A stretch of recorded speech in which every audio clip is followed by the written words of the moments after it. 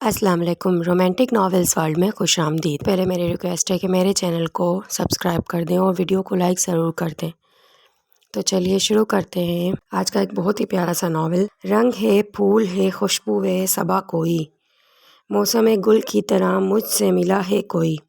آسیہ جو نہایت انہماک سے ناول پڑھ رہی تھی، اس کی آواز پر بے اختیار چونکی اور اٹھتے ہوئے طنزیہ لہجے میں معنی خیزی سے بولی، ابھی محترمہ صبا بی بی کے برادر عزیز آپ کی شکایت لے کر تشریف فرما ہوئے تھے اور تبھی سے چچا جان آپ کی تلاش میں از خود روانہ ہو گئے تھے۔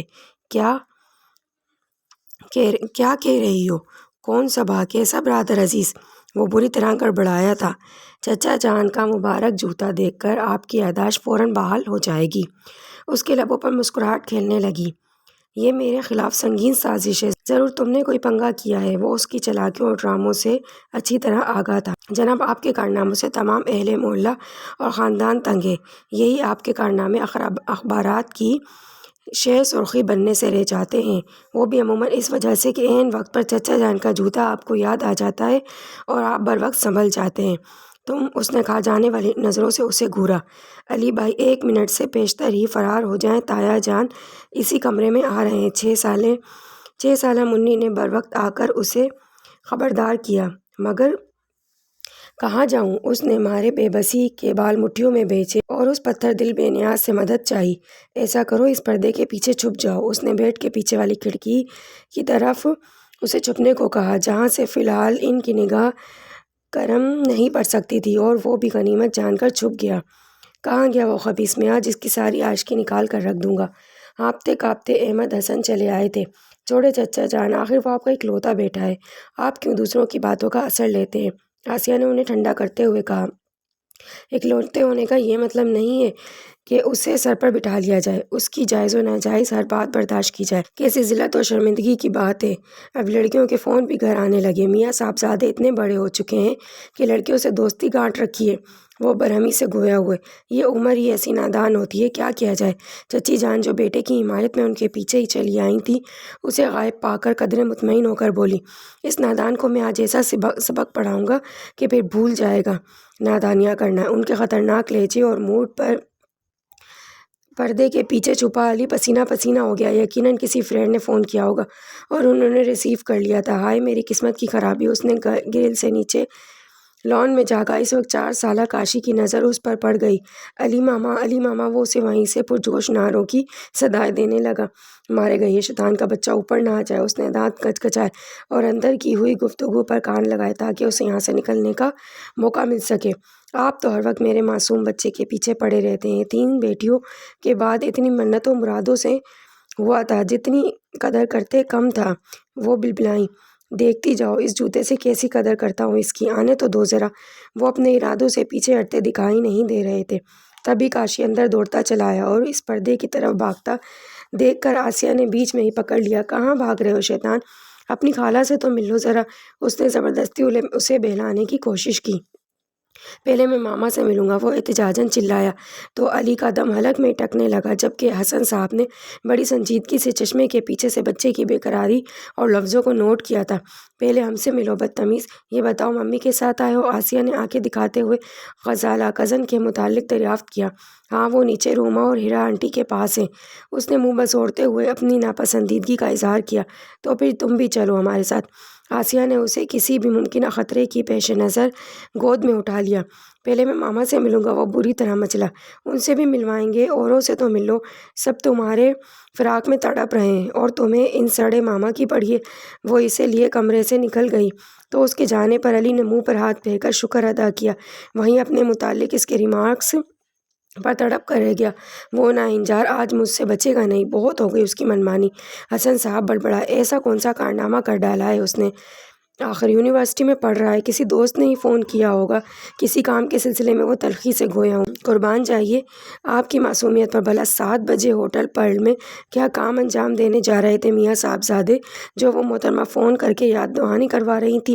ان کے برہم لفظوں پر علی نے اپنا سر پکڑ لیا۔ فروا کا فون تھا، جس کی آج برتھ ڈے تھی اور آج یونیورسٹی سے آف ہونے کے بعد اس نے اسے یاد دہانی کرانی چاہیے ہوگی۔ وہ تو ضمیر کی منگیتر اور اس کی منہ بولی بہن بنی ہوئی تھی، اور وہ کیا سمجھ رہے تھے، اور اس کی اپنی بھی کم عقلی تھی کہ پوری بات سنے بغیر ہی محاذ چھوڑ کر بھاگ نکلا تھا۔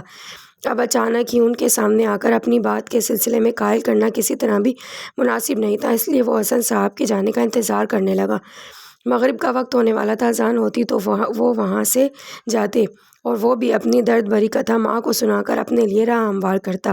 اس کی آنکھیں بے چارگی سے سستی سے گزرتے وقت کو گھڑی کی سوئیوں کی صورت بڑھتے دیکھنے لگیں۔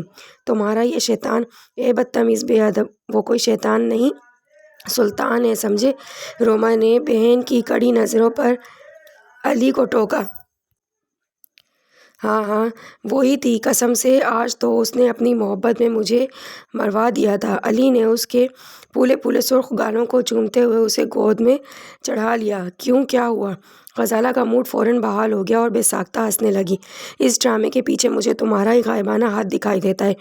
وہ اس کے ہنسنے پر بگڑ کر بولا، میرا احسان مانو کہ تمہیں رنگین ہونے سے بچا لیا، وگرنہ کاشی تو اس وقت تمہاری پول کھول دیتا۔ کھل بھی جاتی تو کیا بڑی بات تھی، فروا سے سبھی واقف ہیں، وہ ایک بار یہاں آ بھی چکی ہے۔ وہ اپنی بات پر قائم رہتے ہوئے بولا، تو پردے کے پیچھے چھپے رہنے کی کیا تک تھی؟ نکل آتے باہر، اس وقت تو روح فنا ہو رہی تھی تمہاری۔ وہ اس کی بات پر چوٹ کرتے ہوئے بولی، تمہاری غلط بیانی کی وجہ سے میں چھپا تھا، اگر تم نے فروا کا ذکر کیا ہوتا تو یہ نوبت ہی نہ آتی۔ وہ اس کی تمہارا یہ شیطان، اے بدتمیز بے ادب، وہ کوئی شیطان نہیں، سلطان ہے سمجھے؟ روما نے بہن کی کڑی نظروں پر علی کو ٹوکا۔ ہاں ہاں وہی تھی، قسم سے آج تو اس نے اپنی محبت میں مجھے مروا دیا تھا۔ علی نے اس کے پھولے پھولے سرخ گالوں کو چومتے ہوئے اسے گود میں چڑھا لیا۔ کیوں، کیا ہوا؟ غزالہ اس کا موڈ بحال ہو گیا اور بے ساختہ ہنسنے لگی۔ اس ڈرامے کے پیچھے مجھے تمہارا ہی غائبانہ ہاتھ دکھائی دیتا ہے۔ وہ اس کے ہنسنے پر بگڑ کر بولا، میرا احسان مانو کہ تمہیں رنگین ہونے سے بچا لیا، وگرنہ کاشی تو اس وقت تمہاری پول کھول دیتا۔ کھل بھی جاتی تو کیا بڑی بات تھی، فروا سے سبھی واقف ہیں، وہ ایک بار یہاں آ بھی چکی ہے۔ وہ اپنی بات پر قائم رہتے ہوئے بولا، تو پردے کے پیچھے چھپے رہنے کی کیا تک تھی؟ نکل آتے باہر، اس وقت تو روح فنا ہو رہی تھی تمہاری۔ وہ اس کی بات پر چوٹ کرتے ہوئے بولی، تمہاری غلط بیانی کی وجہ سے میں چھپا تھا، اگر تم نے فروا کا ذکر کیا ہوتا تو یہ نوبت نہ آتی۔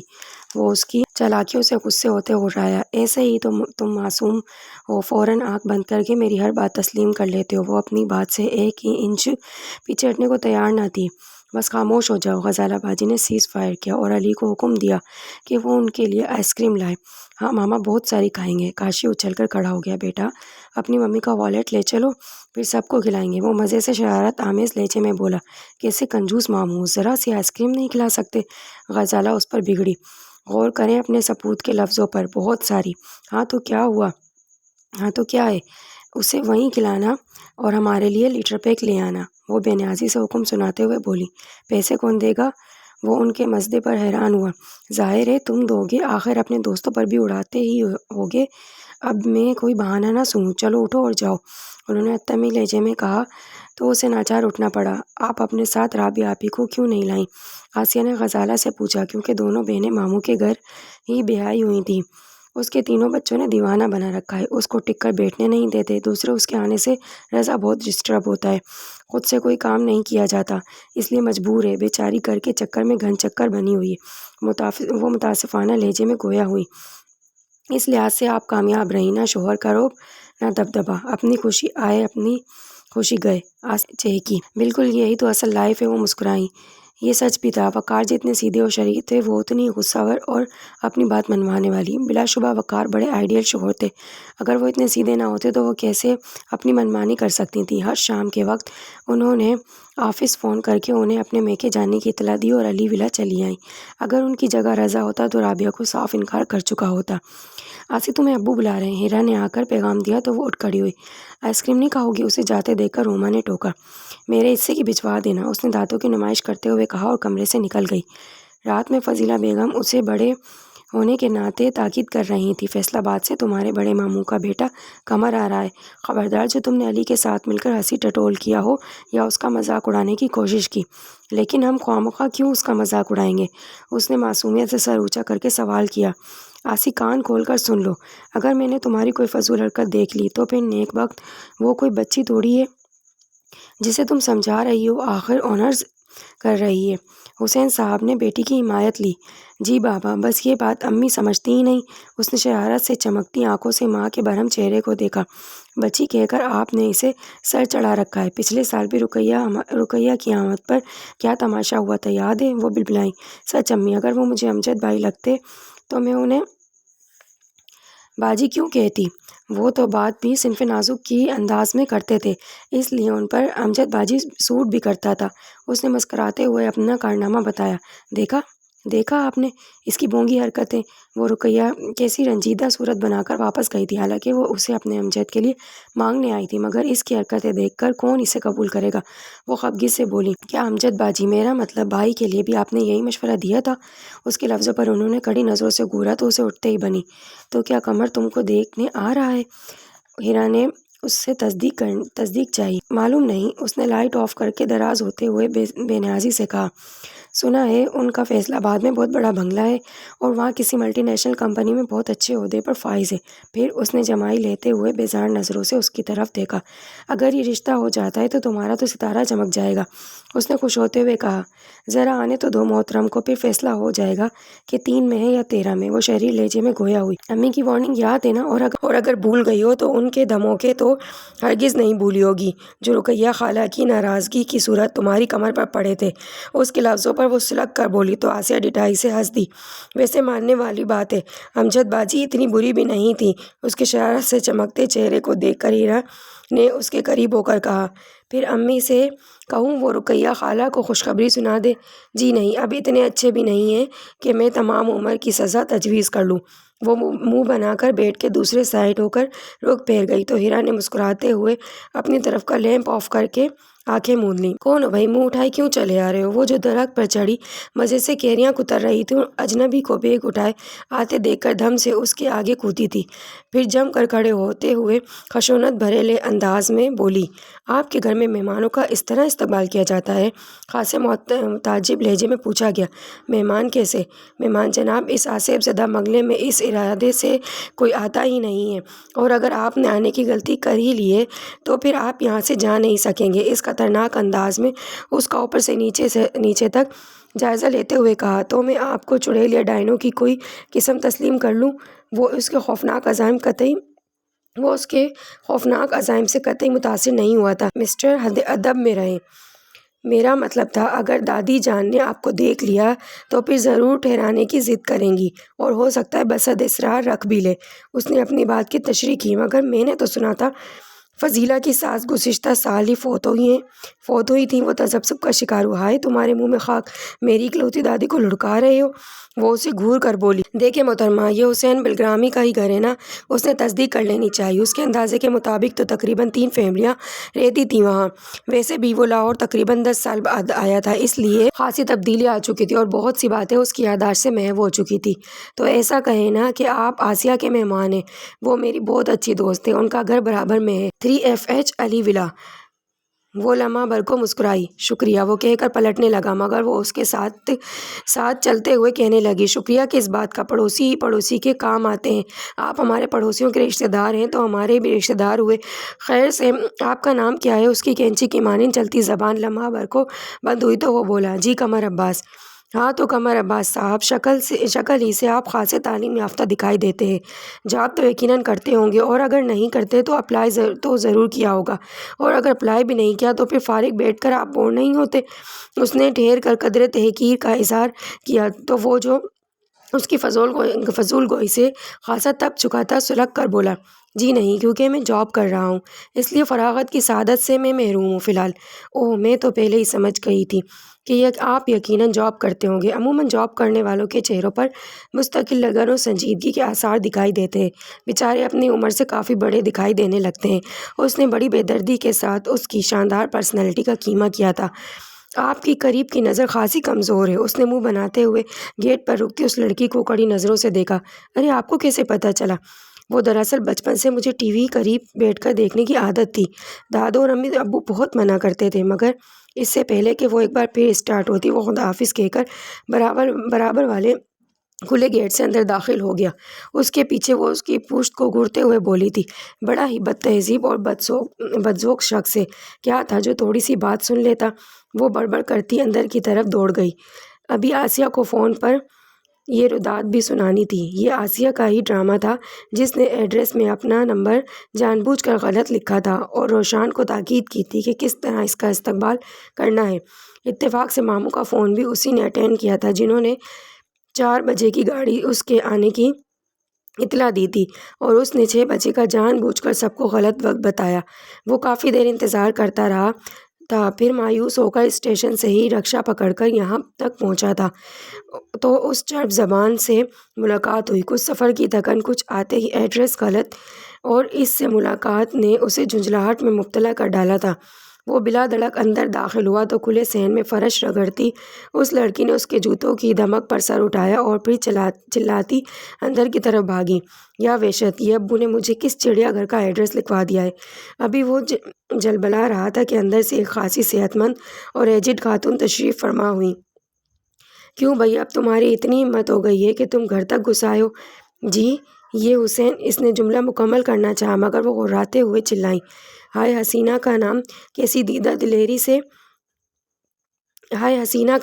دیدہ دلیری اور بے شرمی سے لے رہا ہے کمبخت۔ اس سے پہلے کہ وہ اپنی چپل اتار کر اس کے سر پر برساتی ان کے خطرناک عزائم کو دیکھ کر وہ بھاگ کھڑا ہوا۔ یقیناً اس بار بھی اپنی جھنجھلاہٹ و کوفت میں اس نے باہر ایڈریس پڑھنا گوارا نہ کیا تھا، اور اندازے کی غلطی شرمندگی کا باعث بن گئی تھی۔ وہ دوسری طرف کے گیٹ میں داخل ہوا جو یقیناً حسین بلگرامی کا ہی تھا۔ آسیہ کو فون پر اس کے آنے کی خبر مل چکی تھی، اور یہ بھی کہ وہ برابر والے شمسی صاحب کے گھر غلطی سے چلا گیا تھا، اور حسب توقع وہ 10 منٹ بعد ہی ہاپتا ہوا موجود ہوا تھا۔ اس کے پیچھے ہی شمسی صاحب کی بیگم بھی دوڑی چلی آئی تھی۔ ارے قمر بھائی، آپ تو 6 بجے کی گاڑی سے آ رہے تھے، اس نے معصومیت سے انجان بنتے ہوئے پوچھا، مگر اس کی بات سے قطع نظر وہ قمر عباس کے خوب لتے لے رہی تھی۔ وہ تم ہی سورما ہو جو روز فون کر کے میری بیٹی کو پریشان کرتے ہو، اور آج تمہاری اتنی ہمت ہو گئی کہ گھر تک آ پہنچے۔ ان کے لفظوں کی گولہ باری سے وہ بری طرح بوکھلایا ہوا تھا۔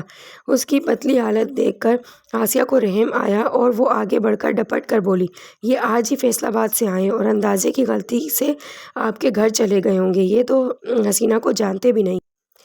بی بی، یہ ڈرامے کسی اور کے ساتھ کھیلنا، مجھے تم بھی اس کے جرم میں برابر کی شریک دکھائی دیتی ہو۔ وہ اس پر برسیں۔ وہ ایسی تندخو اور بد مزاج عورت تھیں جن سے پورا اہل محلہ پناہ مانگا کرتا تھا، حتیٰ کہ ان کے شوہر اور بیٹیوں کی بھی ان کے آگے بولنے کی ہمت نہیں ہوا کرتی تھی۔ اب آپ کی حسینہ اتنی بھی حسین نہیں کہ کل عالم اس کے پیچھے دیوانہ ہوتا پھرے۔ اس نے ناگواری سے سر جھٹکا۔ اس کے لفظوں نے جیسے انہیں اور نچا ڈالا تھا۔ اس چیخ و پکار پر اندر سے فضیلہ بیگم، مسز حسن اور ریشم بیگم دوڑی چلی آئیں، اور پھر اپنے ٹھنڈے مزاج کے ہاتھوں بڑی مشکل سے انہوں نے انہیں سمجھا بجھا کر ٹالا۔ فضیلہ بیگم پہلے ہی مرحلے پر بھتیجے کی اس زبردست پذیرائی پر سخت شرمندگی سے نڈال تھیں، اور قمر عباس تو فوری طور پر فیصل آباد جانے کے لیے پر تول رہا تھا، مگر ہیرا اور سنی، علی اور عائشہ کے پرزور اصرار سے وہ رکنے پر بالآخر مجبور ہو گیا۔ جاؤ جاؤ، ایک آسیہ کو تم پٹا نہ سکے یونیورسٹی کے گھڑے قصے مت سنایا کرو۔ شارق نے اسے جھاڑا۔ آسیہ جیسی عام سی لڑکی کے متعلق میں نے کبھی یوں سوچا ہی نہیں۔ پھر وہ میری تایا ذات بھی تو ہے۔ اگر شہزاد بھائی کو اطلاع مل گئی تو میری لمحوں میں تکہ بوٹی بنا دیں گے۔ علی اس کے لفظوں پر تذبذب کا شکار ہو گیا۔ یہ کہو پیارے، وہ تمہیں اپنے کزن کے آگے لفٹ ہی نہیں دے گی۔ اس کا پر یقین لہجہ اسے سلجھا گیا۔ چیلنج مت کرو وگرنہ ہارو گے تم ہی، علی معنی خیزی سے مسکراتے ہوئے بولا۔ پھر لگاتے ہو؟ اس نے پرجوش ہوتے کہا۔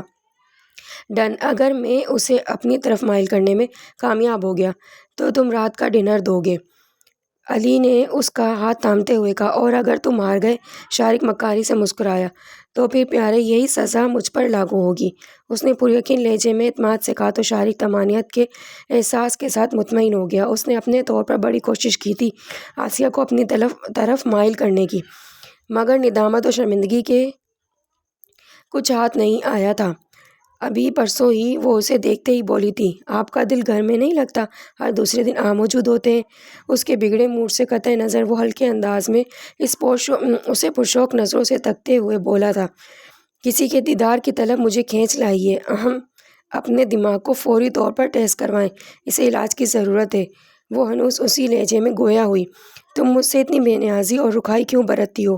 تمہیں، اس نے کہنا چاہا، میرے اور آپ کے درمیان اتنی بے تکلفی قطعی نہیں ہے جتنا آپ ظاہر کر رہے ہیں۔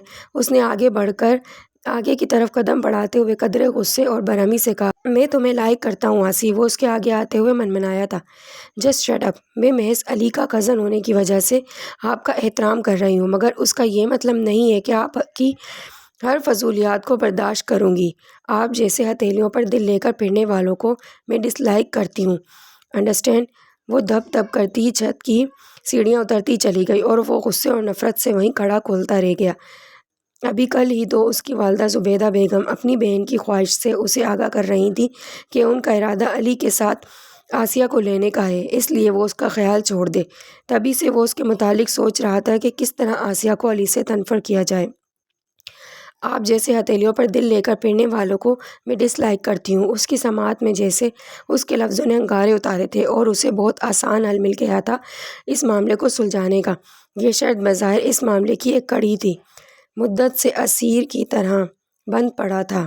رستہ میرے گھر کا تیرے آنے سے کھلا ہے، وہ ہولے سے گنگنائی تو وہ قلم روک کر چونکتے ہوئے بولا، جی میں کچھ سمجھا نہیں، آپ پھر ہمارے غریب خانہ پر آئے ہی نہیں؟ اس نے شریر لہجے میں شکوہ کرتے ہوئے بات پلٹی، وہ میں غلطی سے آیا تھا، اس نے بتانا چاہا۔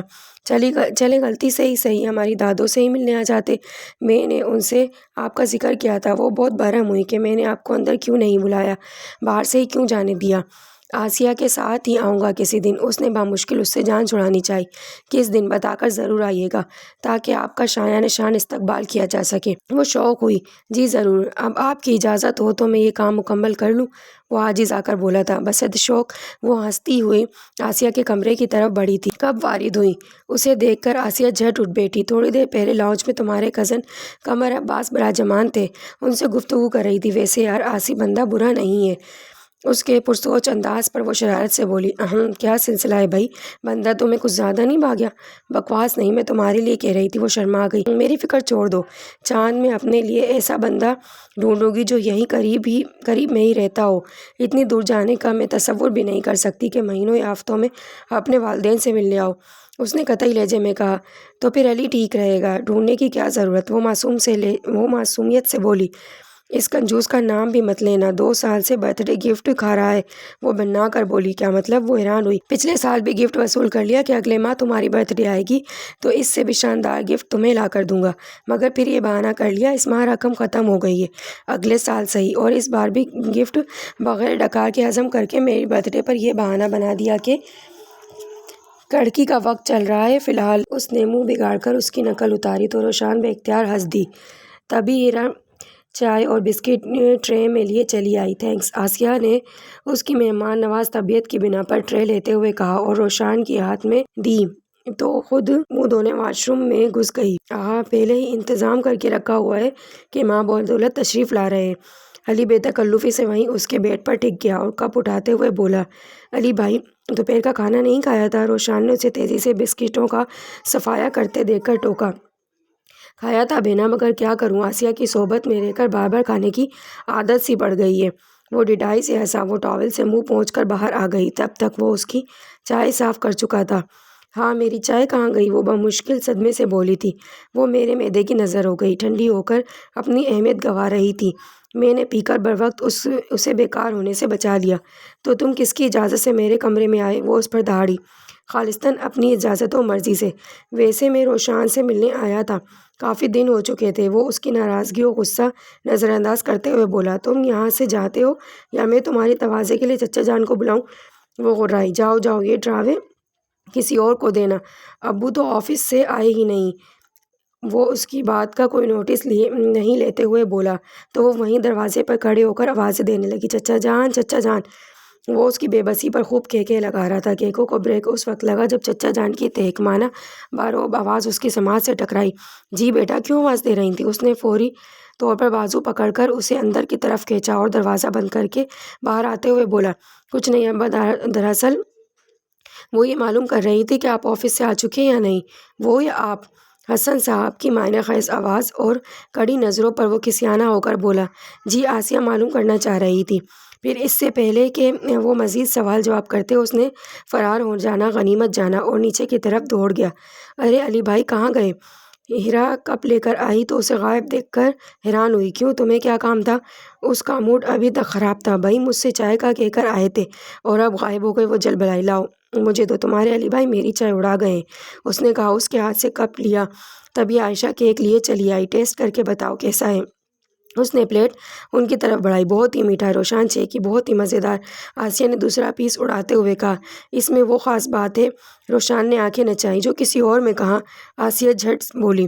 اشتہار گانے ہی گانے میں تم لوگ سارا کیک کھا گئیں، اب عاشی کیا کھائے گی؟ ہیرا ان کی بد تہذیبی پر غرائی۔ مجھے معلوم تھا یہی ہونا ہے، اس لیے آدھا کیک نیچے ہی رکھ کر آئی تھی۔ وہ ہنستے ہوئے دروازے کی طرف دوڑ گئی۔ کہانی کہاں تک پہنچی؟ شارق نے متجسس میں لہجے میں دریافت کیا۔ فی الحال تو رواں دواں کوشش جاری ہے، علی نے قدرے بیزاری سے کہا۔ حقیقتاً وہ اس کھیل سے لطف اندوز ہونے کے بجائے شرمندگی سے محسوس کر رہا تھا، شاید اس لیے کہ اس کا اور آسیہ کا بچپن سے ساتھ تھا اور وہ اچھے دوستوں کی طرح رہے تھے۔ اب جب کہ وہ جذبات میں دعویٰ کر چکا تھا تو عمل اس کے لیے انتہائی دشوار گزار محسوس ہو رہا تھا، مگر وہ شارق کو ہنسنے کا موقع نہیں دینا چاہتا تھا، کہیں کوشش میں ہی نہیں رہ جانا۔ سکون کی ٹھنڈی سی لہر اس کے وجود میں دوڑ گئی۔ اس کو مسکراتے دیکھ کر وہ بھن گیا۔ آسیہ میں کوئی سرخاب کے پر نہیں لگے، محض تمہاری وجہ سے اسے اہمیت دے رہا ہوں، وگرنہ لڑکیاں تو از خود میری پرسنالٹی پر مرتی ہیں۔ اس نے رعب جھاڑا۔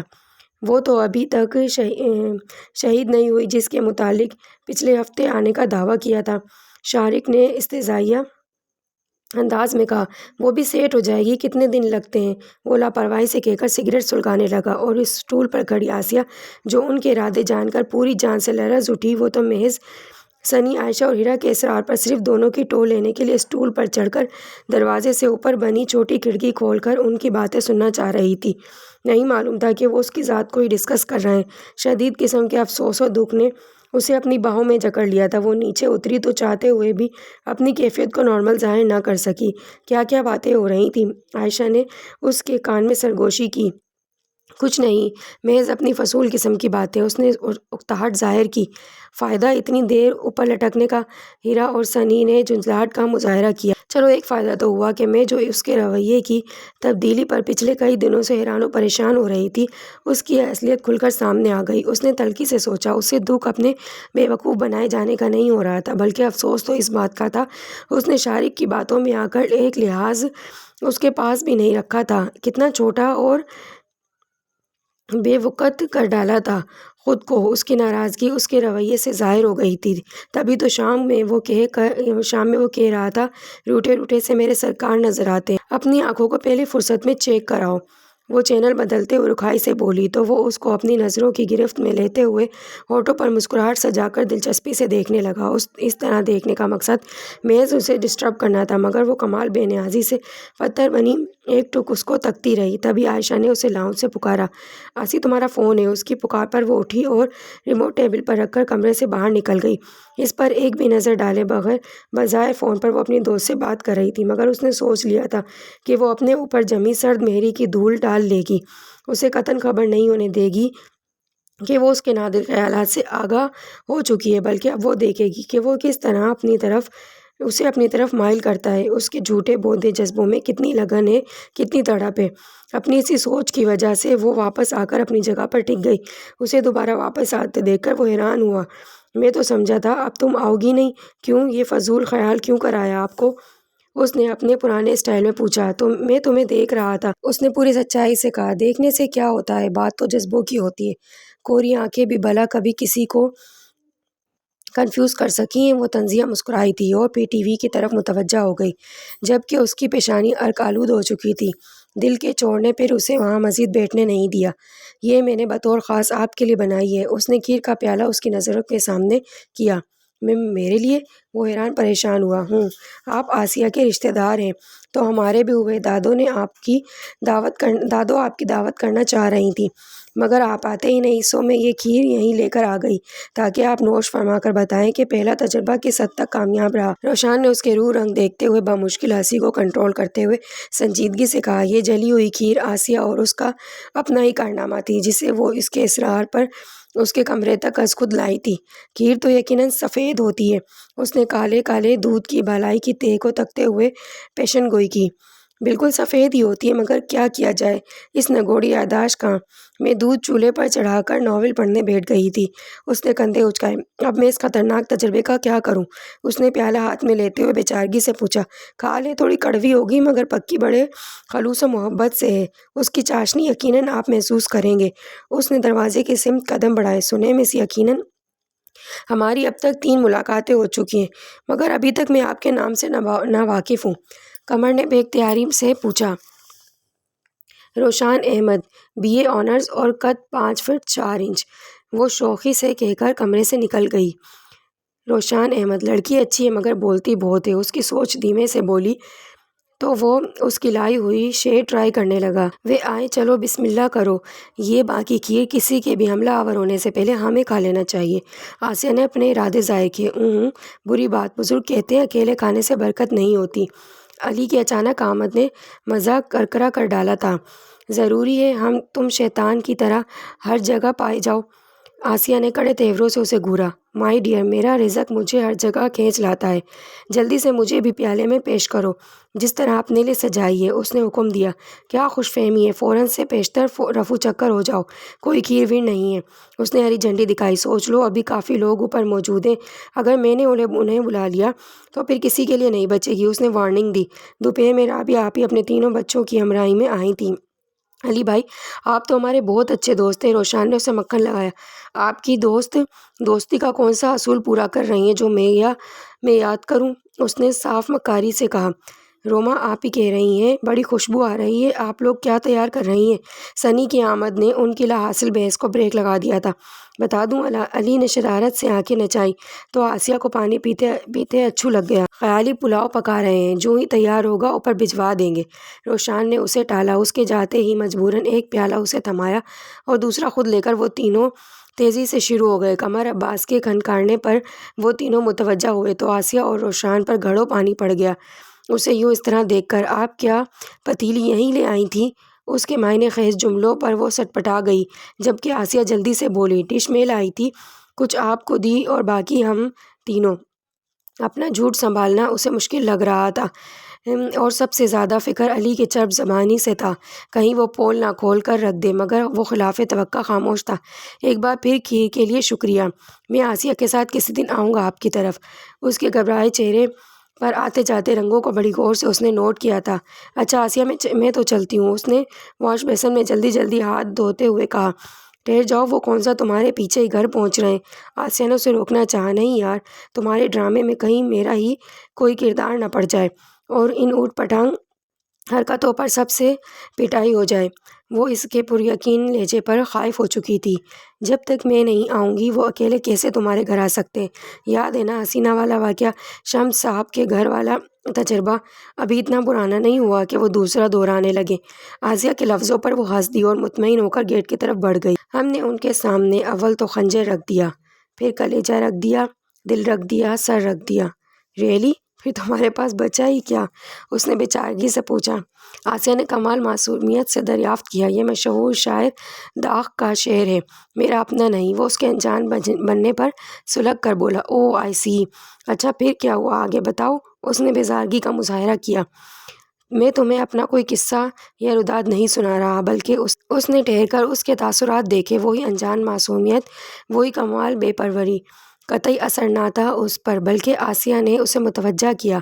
ہاں، بلکہ یہ شعر میں نے تمہاری بے نیازی، بے توجہی پر تمہیں سنایا ہے۔ تم میرے جذبوں سے اتنی انجان و بے خبر تو نہیں ہو۔ وہ عاجز آ کر بولا۔ کس نے کہا میں تمہارے جذبات و احساسات سے غافل ہوں؟ آخر ہم اچھے دوست ہیں، پھر بہن بھائی بھی لگتے ہیں۔ وہ مکاری سے بولی۔ بہن بھائی؟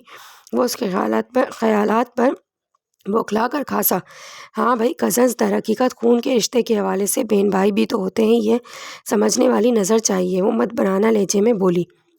پھنس گیا دل بری جگہ افسوس، کوئی پہلو نہیں رہائی کا، وہ شکستہ لہجے میں بڑبڑایا تھا۔ کچھ مجھ سے کہا تم نے؟ وہ نوٹس فائل میں لگاتے ہوئے بولی۔ آئی لائک یو آسی، وہ بے اختیار اظہار کر گیا، وگرنہ کبھی بھی وہ اتنے سستے انداز میں اظہار کا قائل نہ رہا تھا۔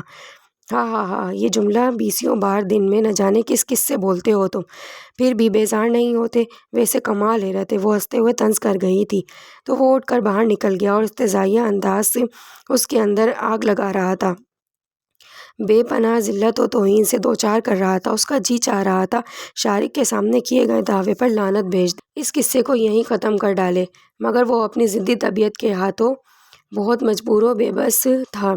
اس مکار لومڑی کو پٹانا خاصا مشکل ہے، وہ جیسے زچ ہو کر اپنے آپ سے بولا تھا۔ ارے آپ یہاں کہاں؟ روشان کو دیکھ کر وہ اس کے قریب چلا آیا اور وہ جو انعماق سے پرفیوم چیک کر رہی تھی اس کی آواز پر بوکھلا گئی۔ اس کے برابر ہی شاہین بہن اور اس کی والدہ کھڑی تھیں۔ آپ یہاں کہاں آئے ہیں؟ آپ یہاں کہاں آ گئے؟ روشان نے رخ پھیر کر قدرے فاصلے پر شاہین اور امی کو دیکھ کر دبے دبے لہجے میں اس سے کہا، جیسے کہہ رہی ہو ایک لمحہ پیشتر غائب ہو جائے، کسی کو گفٹ دینا تھا، اسی سلسلے میں تحفے کا انتخاب یہاں کھینچ لایا، اور کتنا حسین اتفاق ہے کہ آپ سے بھی ملاقات ہو گئی۔ وہ مسکراتے ہوئے بولا تو اس کی جان ہوا ہونے لگی۔ اچھا کیا، مگر یہ شاپ گفٹس کے سلسلے میں قطعی مناسب نہیں ہے، خاصے مہنگے دام لگاتے ہیں، آپ کسی اور سے لے لیں۔ وہ آج خود یہیں شاپنگ کر رہی تھی اور اسے منع کر رہی تھی۔ قمر عباس نے ایک لمحے کو عجیب سی نظروں سے اس کا اڑا اڑا رنگ دیکھا، وہ اس بے تکلف شوخ و چنچل روشان احمد سے قطعی مختلف دکھائی دے رہی تھی جس سے کئی ملاقاتیں ہو چکی تھیں۔ کون ہے یہ روشنی؟ تبھی مسز احمد اس کے قریب چلی آئیں، ان کے تند لہجے پر روشان بمشکل تھوک نکلتے ہوئے بیچارگی سے بولی، امی یہ آسیہ کے ماموزاد کزن ہیں، فیصل آباد سے بھی پچھلے ہفتے ہی آئے ہیں، چونکہ یہاں کے بازار اور شاپنگ سینٹرز سے واقف نہیں ہیں اس لیے خریداری کے سلسلے میں مدد چاہ رہے ہیں۔ ہمیں تو ویسے ہی دیر ہو رہی ہے، بہتر تھا اپنے کسی کزن کے ساتھ آتے، قدرے ناگواری سے اظہار خیال کیا تھا انہوں نے۔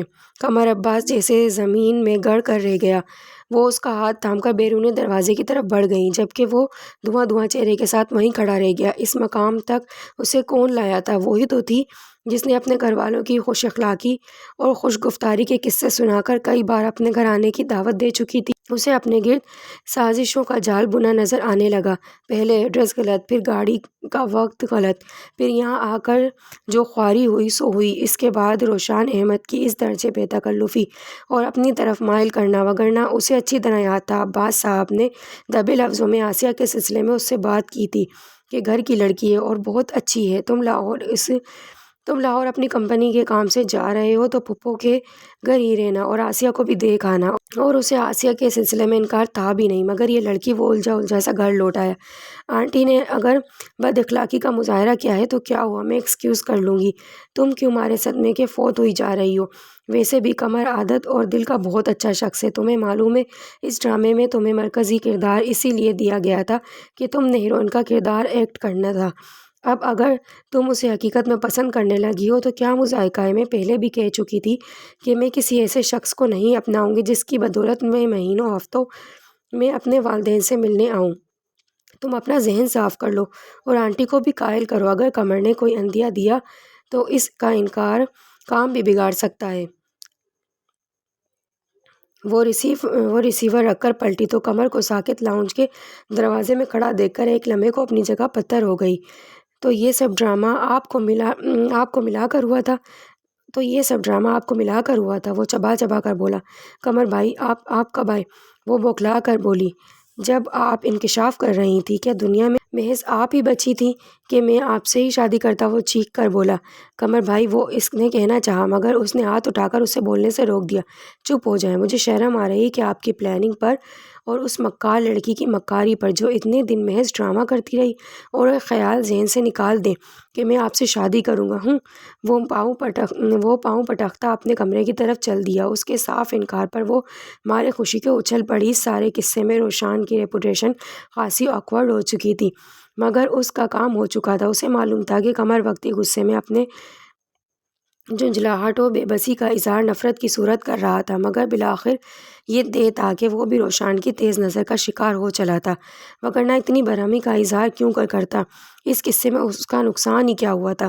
وہ نمبر ڈائل کر کے روشان سے تفصیلی بات کرنا چاہتی تاکہ کسی بھی طرح اس کی ناراضگی کو دور کیا جا سکے۔ اس دل کو لے کر میں کیا کروں گی جو ہر ایک مہاجبی پر ہر مہینے فوت ہو جاتا ہے؟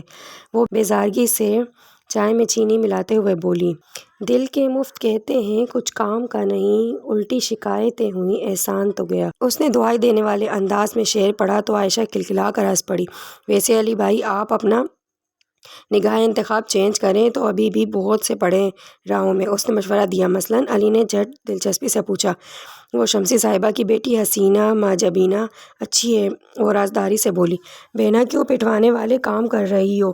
کیا یہ بڑا بھائی تمہیں بہت برا لگ رہا ہے؟ مسز شمسی کو دیکھا ہے؟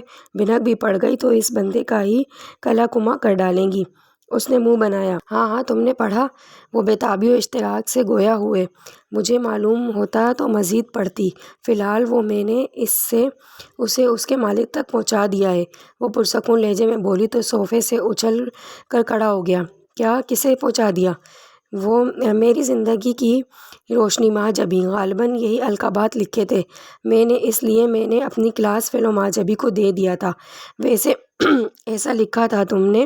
وہ پڑھ کر خاصی گرم ہو رہی تھی، اور اس وقت تمہارے ڈپارٹمنٹ روانہ ہونے والی تھی، مگر میں نے روک لیا۔ آخر تم میرے کزن بھی ہو، تو پھر وہ لوگ تمہارے سر پر جوتے برسائیں ایسا کب میں گوارا کر سکتی ہوں؟ میری ریپوٹیشن کا معاملہ ہے آخر۔ وہ مکاری سے اپنا کارنامہ بتا کر ہنس رہی تھی، اور وہ بے یقینی و صدمے کی کیفیت میں ایک ٹک اس کی صورت دیکھ رہا تھا۔ ارے علی بھائی کیا ہو گیا؟ عائشہ اس کی خاموشی پر پریشان ہو گئی۔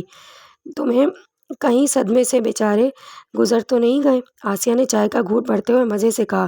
تم ایک مکار چڑیل، اور اس کا بس نہیں چل رہا تھا کہ اسے صوفے سمیت اٹھا کر باہر پھینکا تھا۔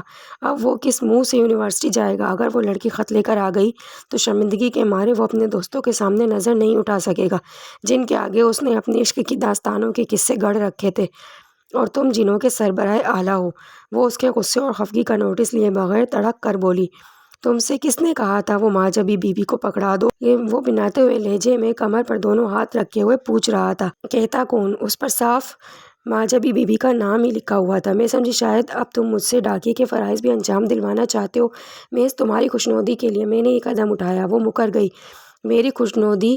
جانتا ہوں کتنی مکار ہو تم، وہ غرایا۔ ہر ایک کو اپنی طرح مت سمجھا کرو، نیکی برباد گناہ لازم۔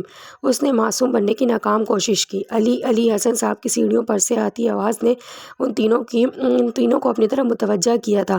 میں تمہیں دیکھ لوں گا، اس نے وارننگ دی۔ فی الحال تو چچا جان پر قناعت کرو۔ آسیہ نے شرارت سے اسے تپایا۔ آسی، یہ آپ نے بہت برا کیا۔ اگر وہ لڑکی شکایت لے کر ان کے ڈپارٹمنٹ چلی گئی تو؟ عائشہ نے فکرمندی سے کہا۔ وہ آج خود بہت ڈرپوک ہے، میری تو کلاس فیلو ہے، میں اسے اچھی طرح جانتی ہوں۔ ویسے بھی میں نے اسی وقت اس سے خط لے کر پھاڑ کر پھینک دیا تھا، آسیہ نے پرسکون انداز میں کہا۔ پھر آپ نے انہیں بتایا کیوں نہیں؟ عائشہ نے دریافت کیا۔ یوں ہی محض اسے جلانے تپانے کے لیے۔ وہ کندھے اچکا کر بے نیازی سے بولی۔ علی بھائی آپ کو بہت پسند کرتے ہیں، آپ نے کبھی ان کی آنکھوں میں نہیں جھانکا؟ جب وہ آپ کی طرف اٹھتی ہیں تو کیسی جگنو کی طرح چمکنے لگتی ہیں۔ سچ آسیہ آپ بہت لکی ہیں، وہ برملا اظہار کر رہی تھی۔ ضروری نہیں ہے، کبھی کبھی جو ہم سچ سمجھ رہے ہوتے ہیں وہ سچ ہی ہو۔ جس طرح صحرا میں چمکتی ریت پانی کا دھوکہ ہوتا ہے، اسی طرح مرد کی ہر ستائشی نگاہ خالص محبت کی نگاہ نہیں ہوتی۔ وہ بیزارگی سے کہہ کر اپنی چائے ختم کرنے لگی۔ آہا، چائے کا دور چل رہا ہے، اکیلے ہی اکیلے۔ روما اور ہیرا کی آمد نے موضوع اور ماحول کی فضا کو تبدیل کر ڈالا تھا۔ وہ اپنی لائی ہوئی خریداری کی چیزیں نکال کر انہیں دکھانے لگی۔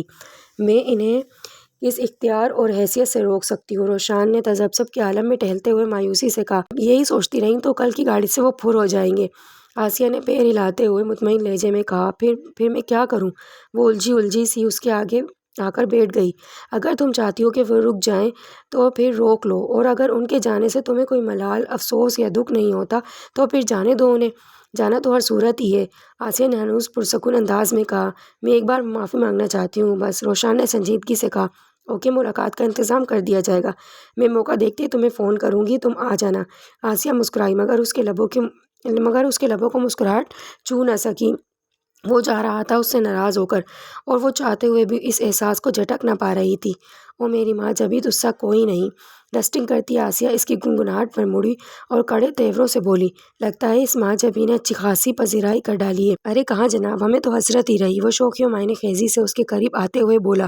عائشہ اسے حقیقت سے آگاہ کر چکی تھی۔ چلو ہٹو یہاں سے، مجھے صفائی کرنے دو۔ اسے کارپیٹ پر بیٹھتے ہوئے دیکھ کر وہ جلبلائی۔ اگر نہ ہٹوں تو؟ علی نے اسے چھیڑا۔ تو پھر تمہاری تواضع کے لیے مجھے چچا جان کو زحمت دینی پڑے گی، وہ اسے وارن کرتے ہوئے بولی۔ یہ تم ہر وقت ابو کا کیا ڈراوا دیتی رہتی ہو؟ وہ اس کا بازو پکڑتے ہوئے بولا۔ تم انہی سے قابو میں آتے ہو، شرافت کی زبان تمہاری سمجھ میں نہیں آتی۔ وہ اس سے بازو چڑھاتے ہوئے گرج کر بولی۔ وہ بھی آتی ہے اگر تم پیار سے کہو۔ وہ شرارت سے اس کے بگڑے تیور دیکھتے ہوئے بولا۔ خاک ہو جاؤ گے تم ہم کو خبر ہونے تک۔ وہ زہریلے لہجے میں پنکاری۔ میں خاک ہونے کو بھی تیار ہوں، تم پر کوئی اثر تو ہو۔ کسی طرح وہ پھیل کر وہیں لیٹ گیا اور صوفے سے کشن اٹھا کر سر کے نیچے رکھا۔ وہ انہیں آتے دیکھ کر مدد کے لیے پکارنے لگی۔ علی شاباش، جلدی سے ہٹ جاؤ، تمہارے چچا آفس سے آتے ہوں گے اور تمہیں معلوم ہے کہ سرپرائز ہے ان کے لیے۔ وہ پچکاری۔ ہر سال ایک سرپرائز کہہ کر تقریب منعقد کرتی ہیں اور رضوان چچا کو پہلے سے علام ہو جاتا ہے کہ ان کی بیگم شادی کی سالگرہ منا رہی ہیں۔ وہ واپسی میں گفٹ لیے چلے آتے ہیں۔ فائدہ یہ ہمارے آپس کی محبت، شدید محبت ہے، جیسے دل کو دل سے راہ ہوتی ہے۔ میں کب کیا سوچتی ہوں، ایک طرح کی صورت انہیں پہلے سے خبر ہو جاتی ہے۔ ان کی آنکھیں چمکی۔ ویسے آج بتا ہی دے، چچا نے کیا سچ مچ آپ کی خاطر اتنے سال شادی نہ کرنے کا فیصلہ کیا تھا؟ وہ شرارت سے بولا۔ اور یہ حقیقت بھی تھی کہ رضوان چچا کے مقابلے میں وہ بہت عام سی شکل صورت کی تھیں، مگر محبت کے جذبے ان عام سی باتوں کو نہیں دیکھتے۔ شاید محض ان کی خاطر انہوں نے اپنی جوانی کے کئی قیمتی سال ضائع کیے تھے، اور ان کی ضد اور پختگی کو دیکھتے ہوئے بالآخر حسین صاحب نے اپنے والد کو منا لیا تھا۔ تب کہیں جا کر ان کی زندگی میں بہار کے پھول کھلے تھے۔ وہ شکل و صورت کے چاہے کیسی بھی ہوں، مگر اخلاق و گفتار کی بے حد شائستہ و نفیس خاتون تھیں۔ عائشہ اور سنی ان کے باغ کے دو ہی مہکتے پھول تھے۔ کیا مطلب ہے شریر؟ وہ اس کی عادت سے اچھی طرح واقف تھیں، اس لیے ان کا کان پکڑتے ہوئے بولی۔ اچھا میرا معصوم سا ہاتھ نہ توڑیں، ذرا روشنی تو ڈالیں اس بات پر۔ وہ ان کا ہاتھ پکڑ کر انہیں اپنے قریب ہی بٹھاتے ہوئے بولا۔ یہ جو محبت ہوتی ہے نا، یہ پسند ناپسند اختیار سے باہر کی شے ہے۔ ان کے لیے باقاعدہ پلاننگ نہیں کی جاتی ہے، یا تو ہوتی ہیں یا پھر نہیں ہوتی۔ ہمارے جذبے سچے ہوتے ہیں، اس لیے اتنے سالوں کی دوری اور فاصلوں سے بھی کوئی دیوار حائل نہیں ہوئی۔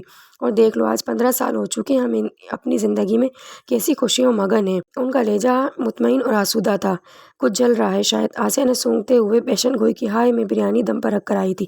وہ فوراً دروازے کی طرف بھاگی۔ اے میری ماں جبی، تم کب تک چاہت سے غافل بے نیاز رہو گی؟ اس نے شہزادہ سلیم بننے کی ناکام کوشش کی۔ حضور والا، یہ عمر عزیز آپ کی اب ڈورے ڈالنے کے لائق نہیں رہی، رحم کیجیے۔ وہ دونوں ہاتھ جوڑ کر منمنائی۔ کنیز تم ہمارے جاؤ جلال کو آواز دے رہی ہو، وہ اسے گھورتے ہوئے بولا۔ واللہ رحم کرے، وگرنہ ہم اس جھاڑن سے آپ کی شان میں گستاخی کے مرتکب ہو جائیں گے۔ اس نے جھاڑن لہرایا تو اس کے حملے پر باہر کی طرف دوڑ گیا اور وہ بے اختیار ہنسنے لگی۔ دیکھیں قمر بھائی، اس سارے معاملے میں روشی کا کوئی قصور نہیں، اس نے محض میری دوستی کی خاطر یہ سب کچھ کیا تھا۔ دراصل امی جان کو ماموں کا فون آیا تھا اور میں دوسرے فون پر اتفاق سے ان کی گفتگو سن لی تھی۔ ہم محض 3 ہی تو بہن بھائی ہیں۔ شہزاد بھائی بھی ہائر اسٹڈیز کے سلسلے میں اگلے سال ملک سے باہر جا رہے ہیں۔ ہیرا کی بات خالہ کے گھر طے ہے، وہ بھی شادی کے بعد نیو یارک سیٹل ہو جائے گی۔ صرف میں ہی بچتی ہوں، اگر میں بھی کہیں دور چلی جاؤں گی تو پھر ہمارے والدین تو کتنے تنہا ہو جائیں گے۔ محض یہی احساس مجھے یہ سب کرنے پہ مجبور کر گیا تھا۔ اس نے معصوم سی شکل بنا کر کہا۔ تم مجھے یہ سب بتا بھی تو سکتی تھی، اس ڈرامے کی کیا ضرورت تھی؟ اس نے نرم پڑتے ہوئے کہا۔ اس کی آنکھوں میں تیرتے پیاس کے آنسو اتر گئے تھے۔ کیسے بتاتے، ہمیں کیا معلوم تھا آپ اتنے اچھے اور سافٹ نیچر کے ہیں، وہ معصومیت سے بولی تو پردے کے پیچھے چھپی روشان نے اس کی اداکاری پر بے اختیار دل میں داد دے ڈالی تھی۔ پھر آپ نے میری دوست کو معاف کر دیا نا، آپ اس سے ناراض تو نہیں ہیں؟ اس کے چہرے پر کھیلتی مسکراہٹ دیکھ کر اس کو حوصلہ ہوا۔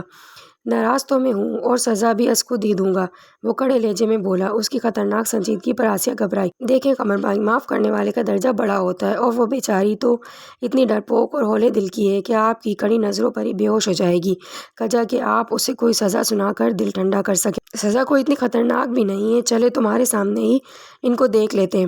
وہ مزے سے اسی پردے کے آگے جا کر کھڑا ہو گیا جس کے پیچھے روشان اس کے ارادے جان کر بے ہوش ہونے کے قریب ہو رہی تھی۔ آپ بہت مذاق کرتے ہیں، روشی یہاں کہاں؟ وہ تو ادھر اپنے گھر میں ہوگی نا۔ آسیہ پریشان ہوئی۔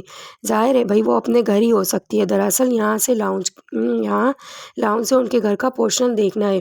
وہ اکثر ٹیرس میں ٹہلتی ہے تو اس کھڑکی سے بآسانی دیکھا جا سکتا ہے۔ اس کی تفصیل نے روشان کو گڑبڑا ڈالا تھا۔ یہ احساس جہاں مسرت سے ہمکنار کر رہا تھا کہ وہ اس کے وجود سے غافل نہیں تھا، وہیں اس کے پردہ ہٹا لینے کے خیال سے وہ پانی پانی بھی ہو رہی تھی۔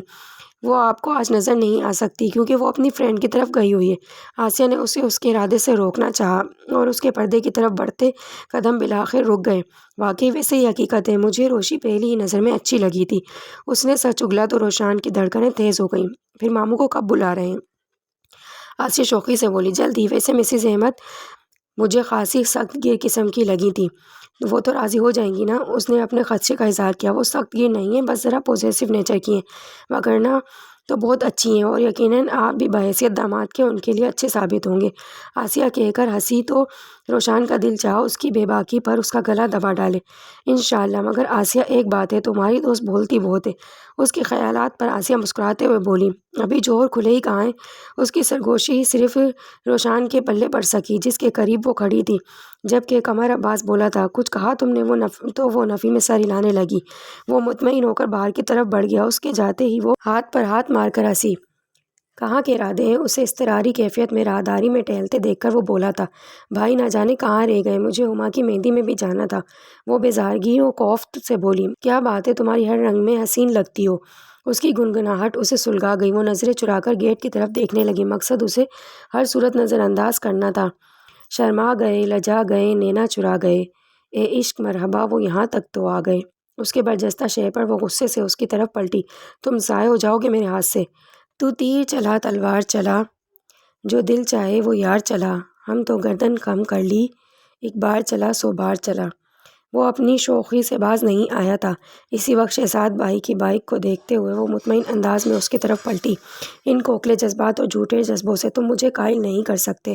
نیور، کہیں اور ٹرائی کرو۔ اس کے ساتھ ہی وہ بھائی کی طرف بڑھی تھی، جبکہ اس کے پیچھے وہ خالی خالی سا دل لیے تنہا کھڑا رہ گیا تھا۔ محض ایک شرط اور کھیل میں وہ کہاں آن پہنچا تھا۔ وہ بے خبر، ابھی تک انجان و غافل ہی تھی اس کے جذبات و احساسات سے۔ وہ سستی سے چلتا کمرے میں چلا آیا۔ قمر عباس کارپیٹ پر دراز کو انگلش مووی دیکھنے میں مگن تھا۔ کہاں ہوتے ہو پارٹنر؟ وہ اسے دیکھ کر مسکرایا۔ فی الحال تو ابو کے آفس سے آ رہا ہوں۔ تمہارا واپسی کا کب تک پروگرام ہے؟ اس نے سرسری انداز میں پوچھا۔ کل جا رہا ہوں، وہ اٹھتے ہوئے بولا۔ واپسی کب تک ہوگی؟ وہ بھی اسی کے برابر ہی ٹک گیا۔ انشاءاللہ جلد ہی آؤں گا۔ اس کا چہرہ معنی خیز مسکراہٹ سے سجا ہوا تھا۔ علی کے دماغ میں خطرے کی گھنٹیاں بجیں۔ تو کیا یہ بات طے ہونے والی ہے کہ وہ اور آسیہ؟ وہ اضطراری کیفیت میں اٹھ کر اس کی آواز دینے کے باوجود اپنے پورشن کی طرف چلا آیا۔ غزالہ باجی تھوڑی دیر پہلے ہی اپنے شوہر نامدار کے ساتھ آئی تھیں۔ کاشی اسے دیکھتے ہی اس کی طرف دوڑا تو وہ اسے اٹھا کر ان کی طرف ہی چلا آیا۔ کہاں تھے علی؟ غزالہ نے پوچھا۔ میں کام سے گیا ہوا تھا۔ رابعہ آپ ہی نہیں آئیں؟ اس نے بڑی بہن سے پوچھا۔ نہیں، اس کے بیٹے کی ذرا طبیعت ٹھیک نہیں ہے۔ تمہیں بہنوں سے محبت ہو تو ہفتے مہینے میں بھی چکر بھی لگاؤ، مگر تمہیں تو توفیق ہی نہیں ہوتی آنے کی۔ وہ شکوے کرنے لگی۔ انجینئرنگ کا آخری سال ہے، اس کے بعد فراغت ہی فراغت۔ ایک مہینے میں آپ کے گھر رہوں گا اور ایک مہینے رابعہ آپی کے، ٹھیک؟ اس نے سعادت مندی سے کہا تو روما کھیکی کرنے لگی۔ ہر بات ہنسی میں مت اڑایا کرو۔ اور امی، آپ کب تک تایا جان سے بات کر رہی ہیں آسیہ کے سلسلے میں؟ انہوں نے موضوع سخن اس کے رشتے کی طرف موڑا تو اس کے کان کھڑے ہو گئے اور آسیہ کے نام پر دل کی دھڑکنیں تیز ہو گئیں۔ کروں گی جلد ہی، ذرا وہ اپنے امتحانات سے فارغ ہو جائے، مسز حسن بولی۔ جلدی کریں امی، اس کے ماموں کا بیٹا آیا ہوا ہے کہیں اندرون خانہ تائی جان ہاں نہ کر بیٹھے۔ غزالہ نے انہیں تنبیہ کی تو اس کا دل چاہا بہن پر نثار ہو جائے، کیسے اس کے دل کی بات کہہ رہی تھی۔ ہمارے نصیب میں ہوگی تو کہیں نہیں جائے گی، چاہے کوئی کتنا ہی زور ڈالے یا اپنی منوانا چاہے، وہ مطمئن لہجے میں بولی۔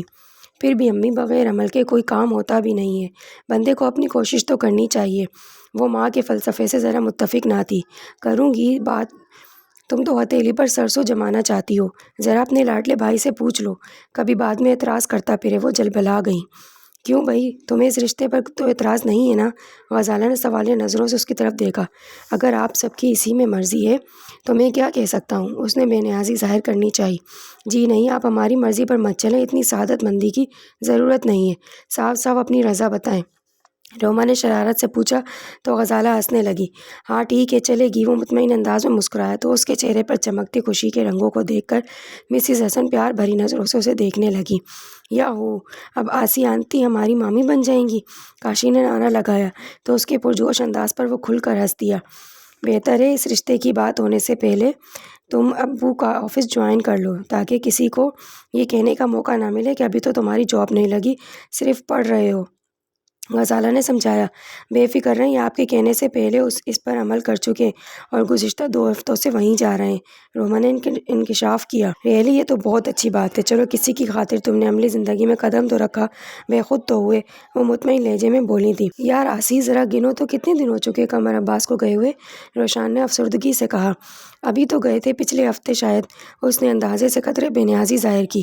ابھی تمہارے لیے ابھی ہے تقریباً 32 دن اور 13 گھنٹے 15 منٹ ہو چکے ہیں انہیں فیصلہ باد کوچ کیے ہوئے۔ وہ چٹک کر بے قرار لہجے میں تڑپ کر بولی۔ واہ بھائی، محبت سے کم از کم ایک فائدہ تو ہوتا ہے، انسان دنوں گھنٹوں اور منٹوں کا حساب خوب رکھتا ہے۔ وہ شریر لہجے میں اسے دیکھتے ہوئے بولی۔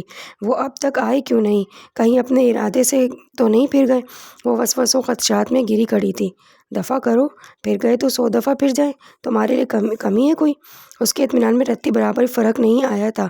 تم کیسی ظالم اور کٹور ہو، کتنی آسانی سے کہہ دیا یہ سب کچھ۔ اس کی آنکھوں میں شبنم اترنے لگی۔ بس رونے کی ضرورت نہیں ہے، تمہیں معلوم ہے نا مجھے بزدلانہ آنسو بہانے والے کتنے زہر لگتے ہیں۔ وہ غرائی۔ کچھ کرو آسی، میں تو ڈرامہ کرتے کرتے خود ہی اس کا ایک کردار بن گئی یار۔ اس کا آزردہ لہجہ اسے چونکا گیا۔ وہ اسے مزید تنگ کرنے کے پروگرام کسی اور وقت پر رکھتے اس کے قریب کھسکتے ہوئے رازداری سے بولی۔ ویسے کل شام میں اس کا فون آیا تھا، وہ ان قریب اماموں کے ساتھ مٹھائی لے کر وارد ہونے والے ہیں، استقبال کے لیے تیار ہو جاؤ۔ سچ؟ وہ مارے خوشی کے اچھل کر کھڑی ہو گئی۔ بتایا کیوں نہیں؟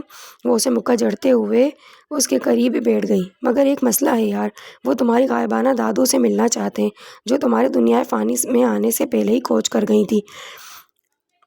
آسیہ نے بڑی افسردگی کے ساتھ مسئلہ بیان کیا۔ دادو کا کردار تم نے ہی ڈرامے میں ڈالا تھا، اب تم ہی کچھ کرو۔ وہ اس کی خواہش پر پریشان ہوئی۔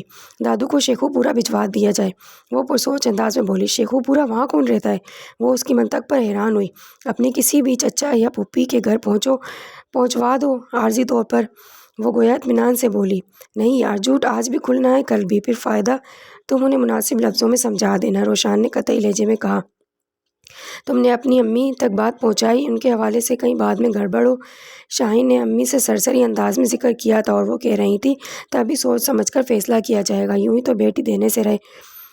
یہ بھی صحیح ہے، آسیہ اٹھتے ہوئے بولی۔ کہاں جا رہی ہو بیٹو؟ یہ بتاؤ علی والی خبر میں کتنی فیصد سچائی ہے؟ روشان نے وہی موضوع چھیڑ دیا جس سے وہ بچنا چاہ رہی تھی۔ 100%، مگر فیصلہ گھر والوں نے مجھ پر چھوڑ دیا، وہ تھکے تھکے لہجے میں بولی۔ پھر تو تم نے ہاں کر دی ہوگی، آخر تم یہی چاہتی تھی، قریب کا بندہ، زیادہ دوری یا فاصلہ نہ ہو۔ روشان نے جھٹ کہا۔ نہیں یار، میں تذبذب کا شکار ہوں، وہ بہت لاابالی، غیر سنجیدہ اور غیر مستقل مزاج ہے، پھر مجھ سے انکار بھی نہیں ہو سکتا۔ چچا چچی کے دباؤ میں آ کر اس رشتے پر حامی بھر رہی ہوں۔ وہ اس سے سخت تنفر تھی۔ غالباً وہ تمہیں پہلے سے پسند کرتا ہے اور اس کا تو اظہار بھی کرتا رہا ہے، پھر بھی تم اتنی بے یقینی کا شکار کیوں ہو؟ وہ روشان نے اس کے چہرے کو سوالیہ نظروں سے دیکھا۔ محبت از خود سچائی یقین کی گواہ ہوتی ہے، اس کے اظہار میں وہ یقیناً اعتبار اور سچائی نہیں ہے، بہت عام سا لہجہ ہوتا ہے اس کا۔ میں کیوں یقین کر لوں؟ وہ الجھی کہتی اٹھ کھڑی ہوئی، پھر اس کے روکنے کے باوجود اپنے گھر چل دی۔ تو بالآخر بلند و باغ دعوے کر کے تم ناکام ہو گئے؟ شارق طنزیہ لہجے میں بولا۔ ہاں، اور اس ناکامی پر مجھے کوئی افسوس یا ملال نہیں ہے، بلکہ بے حد خوشی ہے۔ اس کا پرسکون انداز اسے جلا کر راکھ کر گیا۔ خوش؟ یہ کہہ کر تم اپنی ناکامی پر ماتم نہیں کرنا چاہتے، اپنی شکست کے اظہار سے ڈرتے ہو؟ اس نے بہویں اچکائیں۔ نہیں ڈیئر، تمہارا اندازہ غلط ہے۔ اگر مجھے اس کھیل میں جیت ہو جاتی تو شاید میں عمر بھر کے لیے ہار جاتا، مگر اب میں جیت کر ہار گیا ہوں۔ اسی کی جیت میں میری جیت ہے۔ وہ میری زندگی میں آنے والی پہلی اور واحد لڑکی ہے جس نے محبت کے مفہوم سے در حقیقت مجھے آشنا کیا ہے، اور یہ بات سمجھائی ہے کہ سب سے اہم بات کا کردار مضبوط ہونا ہے۔ نہ جانے کیا کہہ رہے ہو؟ وہ اکتائے لہجے میں بیزارگی سے بولا۔ اس قصے کو چھوڑو، تمہارا ڈنر مجھ پر ڈیو ہے جو میں ہر حال میں تمہیں دوں گا۔ وہ بائک کی چابیاں اٹھاتا ہوا بولا تو وہ شکستگی سے اسے دیکھ کر بولا، تمہارا انتخاب لاجواب ہے، وش یو گڈ لک۔ اس کے لفظوں پر وہ مسکراتے دروازے کی سمت بڑھ گیا۔ تم نے اس رشتے سے انکار کیوں کیا؟ میں وجہ اعتراض سننا چاہتا ہوں۔ وہ جو ریلنگ سے لگی بڑے مزے سے دونوں وقت گلے ملتے دیکھ رہی تھی۔ روشنی سے اندھیرے کا سفر بڑا سحر انگیز اور دل فریب لگ رہا تھا۔ تبھی اس کے بازو سے پکڑ کر اپنی طرف متوجہ کر لینے اور پھر اس کے لفظوں پر چند لمحوں کے لیے حیران رہ گئی اور سنبھل کر قدرے سخت لہجے میں بولی، وجہ اعتراض مجھے تم پر نہیں بلکہ تمہاری عادات سے ہے۔ اول تو تم غیر مستقل مزاج ہو سکتا ہے اس فیصلے میں تم سے زیادہ تمہارے گھر والوں کی رضا زیادہ شامل ہو اور وقت گزرنے کے بعد اس پر پچھتاوا ہو۔ دوسرے، تم زندگی کے معاملات کو نہایت غیر سنجیدگی سے لیتے ہو، انجینئرنگ کے آخری سال میں ہو، اس لحاظ سے تمہیں اپنے والد کے آفس میں ہاتھ بٹانا چاہیے۔ وہ اس کی گہری نظروں کی تپش پر کہتے کہتے رک گئی۔ دونوں اعتراض فضول قسم کے ہیں۔ اول تو محترمہ، آپ کو اپنے ماحول اور لوگوں سے اتنا غافل نہیں ہونا چاہیے کہ یہ بھی اندازہ نہ ہو سکے کہ کچھ لوگ آپ کی خاطر آپ کی چاہ میں کس حد تک بدل گئے ہیں۔ وہ معنی خیزی سے بولا، کیا مطلب؟ وہ سوالیہ نظروں سے اسے دیکھنے لگی۔ مطلب یہ کہ مجھے کئی مہینے ہو چکے ہیں ابو کا آفس سنبھالے، شام میں اکثر دیر سے آنے کی یہی وجہ ہے۔ دوسرے، یہ گھر والوں سے زیادہ میرا اپنا ذاتی فیصلہ ہے کہ آسیہ حسین مستقبل میں مسز علی کہلائیں۔ اس کے شریر لہجے پر پہلی بار اس کی دھڑکنوں کا انداز بدلا تھا، گالوں پر جیسے شفق رنگ دوڑنے لگے تھے۔ ہو سکتا ہے یہ آپ کا جذباتی فیصلہ ہو، وہ سنجیدگی سے کہہ کر جو ہی جانے لگی، علی نے پیچھے سے اس کا آنچل تھام لیا۔ ایک بار میری طرف میری آنکھوں میں آنکھیں ڈال کر کہو، یہ جذباتی فیصلہ ہے۔ وہ اس کے سامنے آتے ہوئے مضبوطی سے ڈٹ کر بولا۔ تو وہ بے اختیار کہنے جا رہی تھی، اپنے سامنے محض اس شخص کو دیکھنے لگی جس کے چہرے پر بکھری سچائی اور آنکھوں میں چمکتی محبت از خود اس کے سچے ہونے کی دلیل و گواہ تھی۔ وہ کب کھیل میں اس سے ہار گیا، اسے از خود بھی اندازہ نہیں ہو سکا تھا۔